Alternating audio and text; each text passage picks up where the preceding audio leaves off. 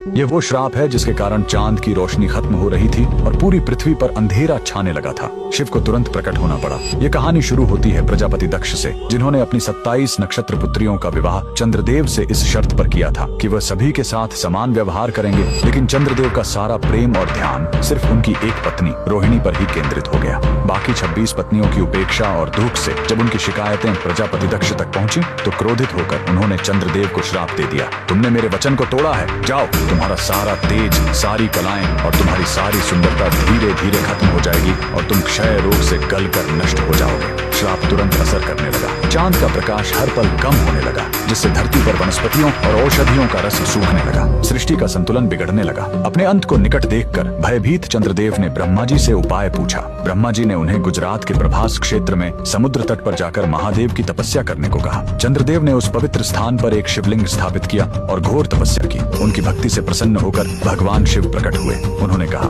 मैं दक्ष के श्राप को पूरी तरह खत्म तो नहीं कर सकता, लेकिन उसका प्रभाव कम कर सकता हूँ। शिव ने वरदान दिया, तुम कृष्ण पक्ष में 15 दिन क्षीण होगे, लेकिन शुक्ल पक्ष में 15 दिन फिर से पूर्ण हो जाओगे। उन्होंने चंद्र को अपने मस्तक पर धारण कर लिया और चंद्रशेखर कहलाए। और जिस ज्योतिर्लिंग की चंद्र ने पूजा की थी वो सोमनाथ, सोम यानी चंद्र के नाथ के नाम से प्रसिद्ध हुआ। और यही सोमनाथ मंदिर भारत का पहला ज्योतिर्लिंग आज भी गुजरात के वेरावल में उसी समुद्र तट पर शान से खड़ा है, जहाँ चंद्रदेव ने श्राप से मुक्ति पाई थी। लेकिन रुकिए, इस मंदिर का एक और रहस्य है। यहाँ मौजूद बाण स्तंभ यह बताता है कि यहाँ से लेकर दक्षिणी ध्रुव तक समुद्र के रास्ते में कोई जमीन नहीं है। भगवान शिव के भक्त कमेंट में हर हर महादेव जरूर लिखें और सब्सक्राइब करना मत भूलना।